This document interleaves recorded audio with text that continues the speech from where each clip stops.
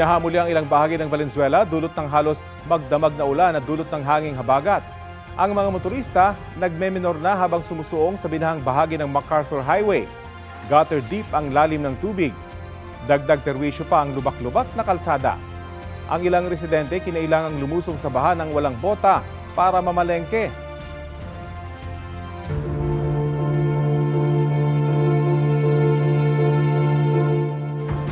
Nasaan na nga ba si Congressman Zaldico? Nakaalis na siya sa New York batay po sa record ng gobyerno ng Amerika.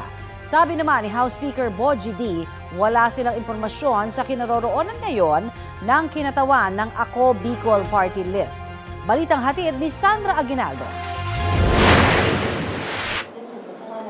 4 na araw mula nang bawiin ng Kamara ang Travel Authority ni Ako Bicol Party List Representative Zaldico, may impormasyong umalis na umano ito sa Amerika. Sa record ng U.S. Customs and Border Protection, si Ko ay dumating sa New York noong August 26 gamit ang tourist visa. Pero nitong September 13, umalis na umano ito sa New York City. Hindi nakalagay sa U.S. Customs and Border Protection website kung saan siya sumunod na pumunta. Maging ang bago liderato ng Kamara, wala raw impormasyon kung nasaan ngayon si Ko. Hindi ko pa alam. Matatandaang noong September 18, binawi ni Speaker Faustino D. III ang travel clearance ni Ko para makapagpagamot sa Amerika. Binigyan siya ng 10 calendar days para bumalik sa bansa kung hindi maaari siyang maharap sa disciplinary at legal actions. May mga nagsasabing natanggap na, pero hopefully nga natanggap na para sa ganun yung 10 araw na ipinain natin sa kanya ay masunod dito. Pero pag-uusapan natin ng leadership, especially yung share ng ethics, kung ano pa yung mga pwedeng gawin para matiyak natin na makauwi si Congressman Zaldico. Dagdag ni D, pabor siyang ihinto na ang pagdinig ng House Infrastructure Committee at makipagtulungan na lang sa Independent Commission for Infrastructure na nilikha ng Malacanang. Kung ako lamang ang masusunod, yung Infracom, kailangan lahat na ng report at kung ano nangyari dun sa Infracom, kailangan i-submit na namin sa ICI. Total, hindi naman pinaniniwalaan ng ating karamihan ng ating mga kababayan kung ano nangyayari dito sa Infracom. Nag-convene naman sa unang pagkakataon ang Budget Amendments Review Subcommittee ng Kamara.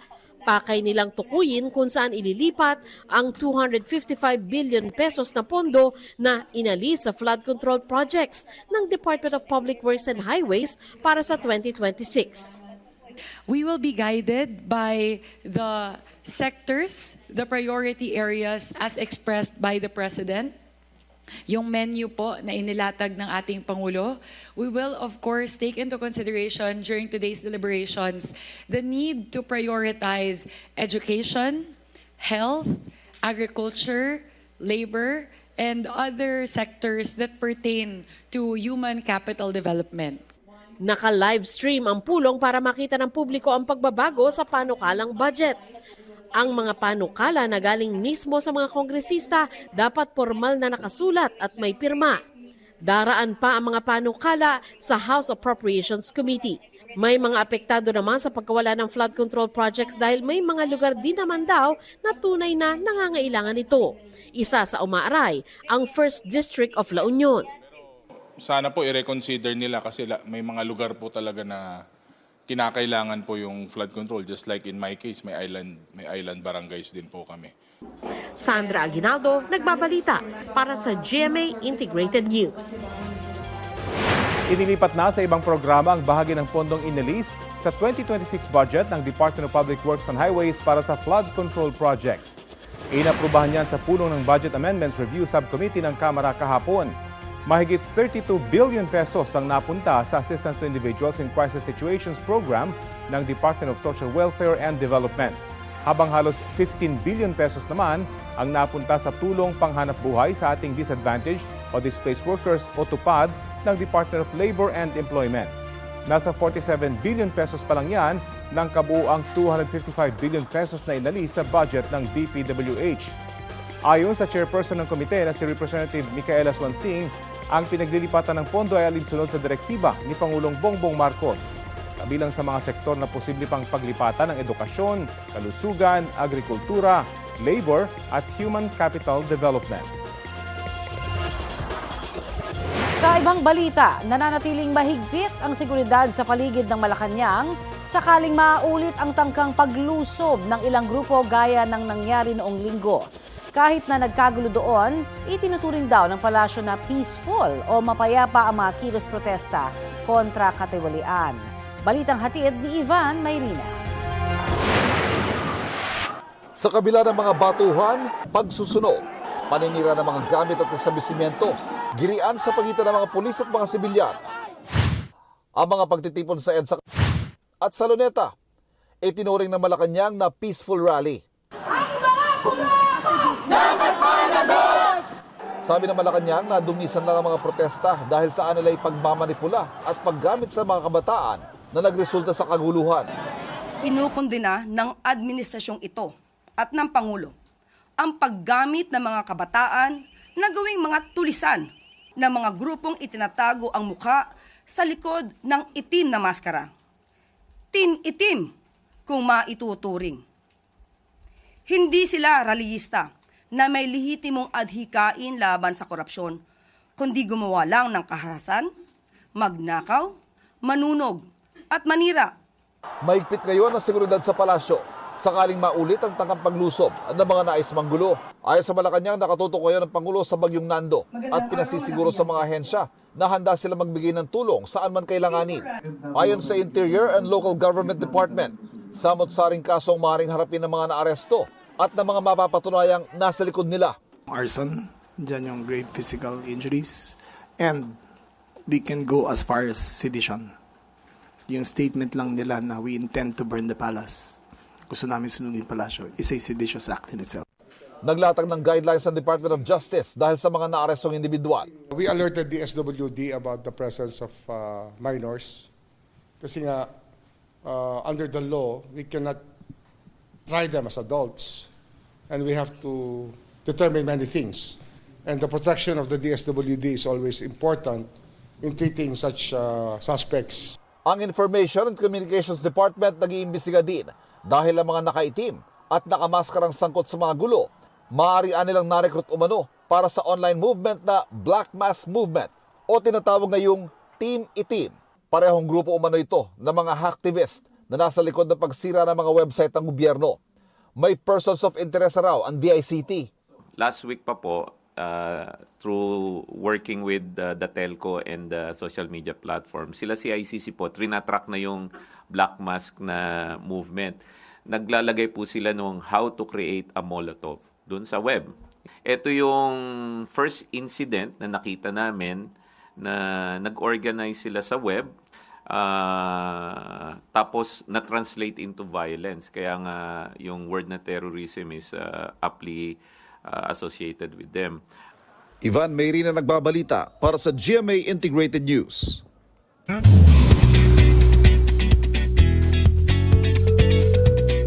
Tuesday latest mga mares sa pagbabalik ng The Voice Kids Philippines. Thankful si Asia's Limitless star Julian San Jose sa patuloy na pagsubaybay ng fans. Chika sa akin ni Kumaring Julie, mas exciting na episodes ang dapat abangan sa pagpapatuloy ng blind auditions. Sa ngayon, may 3 members na ang Jewel Squad. Kailangan nila ng 9 na miyembro bago magsimula ang next round. Mapapanood ang The Voice Kids Philippines tuwing linggo, 7 p.m. sa GMA. Iba din klase yung mga bata. Talagang gustong-gusto nila talaga na mag-perform at gusto nilang makapasok sa blind auditions. Kaya, yun, happy and excited. Actually, it's combination of, happiness and, sadness. Pinoproseso na ng pulisya ang mahigit 250 inaresto matapos magkagulo sa mga kilos protesta sa Maynila nitong linggo. Iniimbestigahan din kung sino ang nagpaputok umano ng baril sa gitna ng kaguluhan. Balitang hatid ni Jomer Apresto.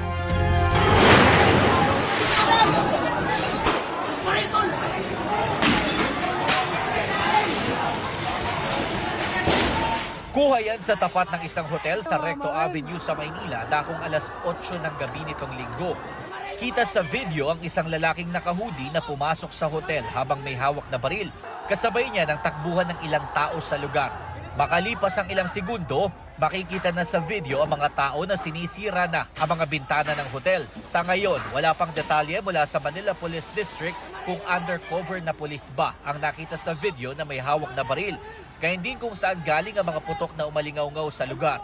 Base sa datos ng MPD, nasa mahigit 250 individual na ang nahuli sa gitna ng pagkilos kontra katiwalian sa Maynila nitong linggo. 151 sa kanila ay mga nasa hustong gulang, 6 ang mga babae. Nasa mahigit 100 naman ang mga menor de edad.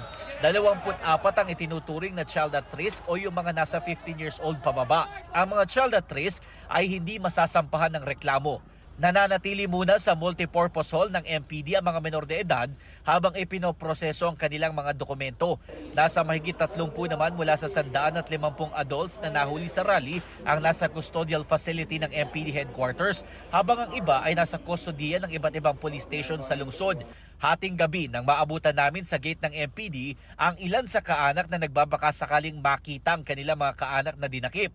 Si alias Ray, hinahanap daw ang pinsan ng kanyang girlfriend. Dinala raw ito sa Delpan Police Station kahapon. Nagtatanong ako dito, wala namang pumapansin sa akin or confirmation man lang na andyan yung kakilala ko, di ba? Nag-aalala din kami, pati yung family niya. Yung tatay niya, di na nga makabiyahe. Sobrang tanda na. Galing din dito, hindi naman inasikaso. Naabutan pa namin ang ilan sa mga nahuli na dinala sa headquarters ng MPD at ibabalik sa Delpan Police Station. Patuloy na pinag-aaralan ng MPD ang mga reklamong isasampa sa mga nahuling rallyista, kabilang na ang mga sumusunod. BP 880 o ang Public Assembly Act of 1985, direct assault, disobedience, illegal assemblies, assault against person in authority at malicious mischief.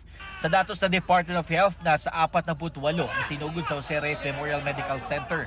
Isa ang idineklarang dead on arrival matapos masaksak. Patuloy pa naming sinisikap na makuha ang panig ng MPD. Jomer Apresto nagbabalita para sa GMA Integrated News. The International Criminal Court is now in session. Rodrigo Roa Duterte.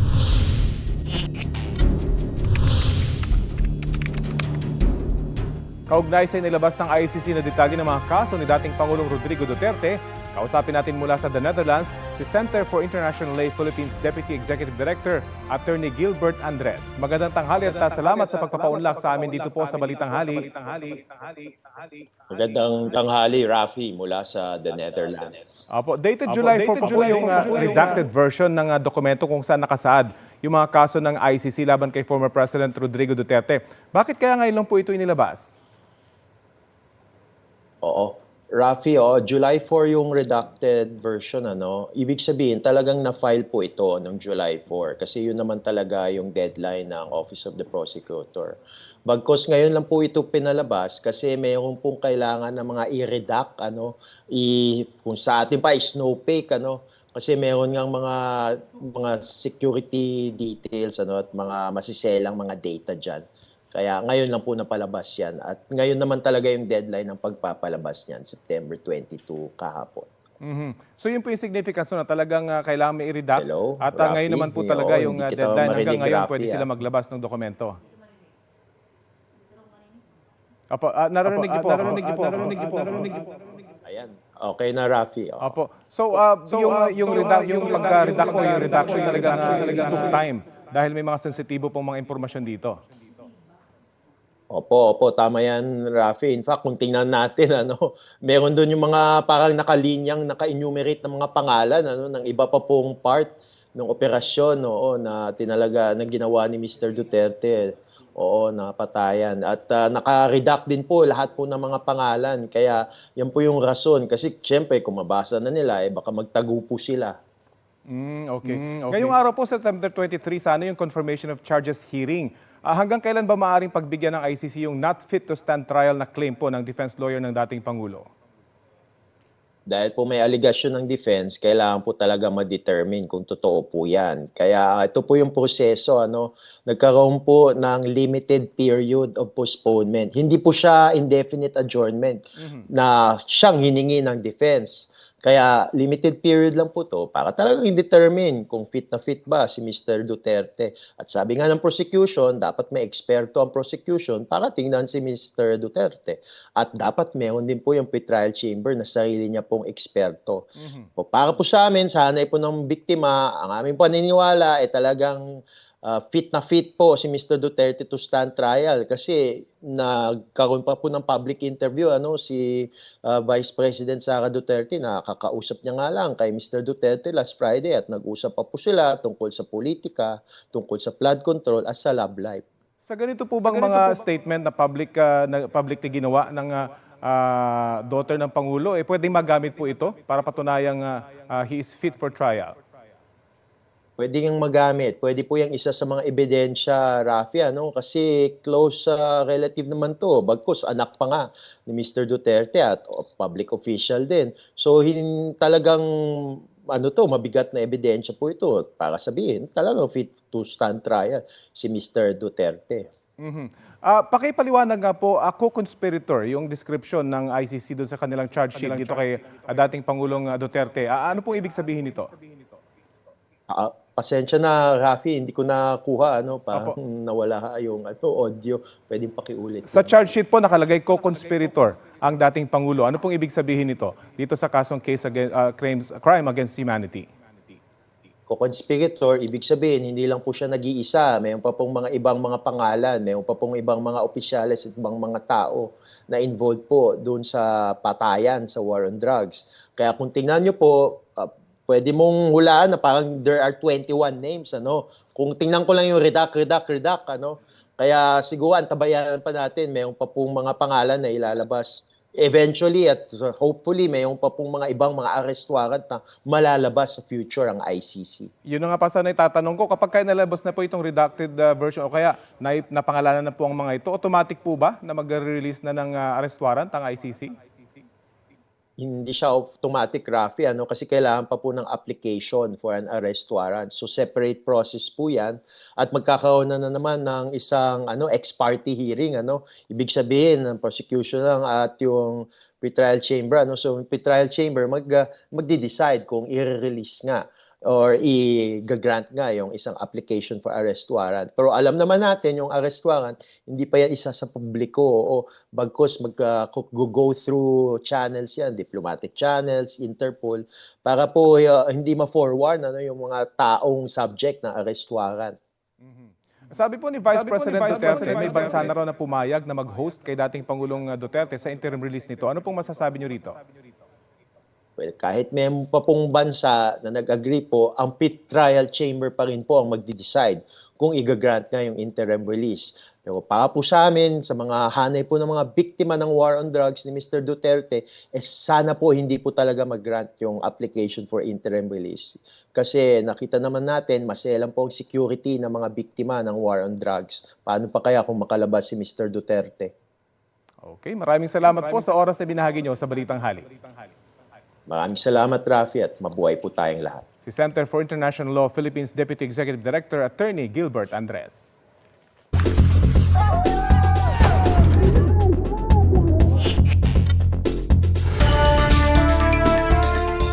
Patay ang isang sakay ng tumaob na fishing vessel sa kasagsagan ng pananalasa ng Super Typhoon Nando sa Santa Ana, Cagayan. May 6 na ospital, habang 6 din ang pinaghahanap pa. Nagsimula na rin po ang paglilinis sa mga residente sa mga naiwang pinsala ng bagyo. At may ulat on the spot, si Nico Wahe. Nico? Tony, magandang umaga. Malayo sa naranasan dito kahapon, mas kalmado ang panahon sa magdamag dito sa Santa Ana, Cagayan.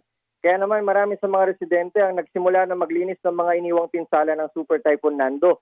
Marami rin ang nagkukumpuni na ng mga nasirang bahay. Ang iba naman, business as usual at balik sa pagnenegosyo. Samantala, Connie, isa naman ang patay matapos tumaob ng isang fishing vessel sa kasagsagan ng pananalasa ng Super Typhoon Nando. 6 naman ang nasa ospital at nagpapaling. 6 ang hinahanap pa. Kasalukuyan nagsasagawa ng rescue operation ng Coast Guard Santa Ana. Ayon kay Santa Ana Coast Guard Station Commander Annabel Paet, galing probinsya ng Aurora ang bangka at lumaot para mangisda. At dahil masama na ang panahon, ay sumilong muna rito sa may Santa Ana. Pero hindi raw lumabas ng bangka ang 13 crew nito. at nang humampas ng malakas na hangin ay dito na tumaob ang kanilang bangka. At ayon sa Coast Guard, na-trap umano sa loob ang mga crew. Bandang tanghali raw kahapon nang nakatawag sa Coast Guard ng rescue. May mga buhay pa raw sa loob ng bangka. Kapag kinakatok daw kasi ang bangka ay may mga sumasagot sa loob. Rafi, Connie, so ngayon, ongoing pa rin nga yung rescue operations doon. Actually, nandun yung cameraman namin na si Jonathan Navier para magbantay doon. Lalo na naghahanap kami ng signal para makapag-live dito sa Balitang Hali. At sabi nga, inaiangat na yung bangka pero walang tao na nakita sa ngayon doon sa pag-angat ng bangka.